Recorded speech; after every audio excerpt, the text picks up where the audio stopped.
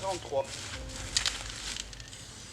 Nous gérons une propriété de plus ou moins 220 hectares répartie avec une cinquantaine d'hectares de résineux et le reste dans des feuillus.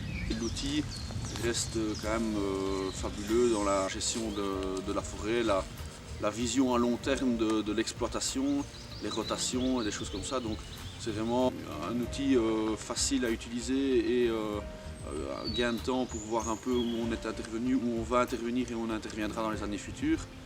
Et alors sur le terrain, d'une facilité déconcertante et également accessible à tout le monde, comme ma fille par moment qui vient m'aider à mesurer, à quantifier les bois.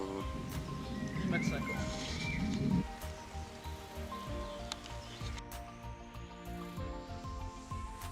Je pense que le TPM est indiqué dans 4 grands points.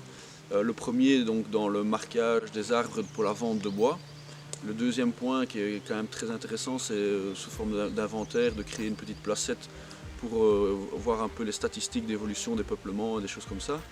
Le troisième point, en tout cas en ce qui nous concerne, c'est Natura 2000 de pouvoir répertorier certains arbres qu'on nous demande. Donc le quatrième élément, c'est de pouvoir aussi, dans la gestion du scolyte, géolocaliser afin de réagir assez vite pour les retrouver et les exploiter. Donc la plateforme pour l'utilisation des cartes et des choses comme ça, c'est très fluide, c'est très facile. Les menus sont bien faits, la possibilité d'ajouter les arbres, d'ajouter les parcelles, etc.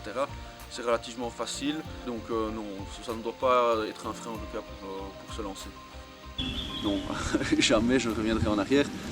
Tout simplement pour plusieurs raisons. D'abord, ça devait monopoliser minimum 2 personnes, la personne qui mesurait, qui criait à l'autre, etc. Et ici, je me balade tout seul.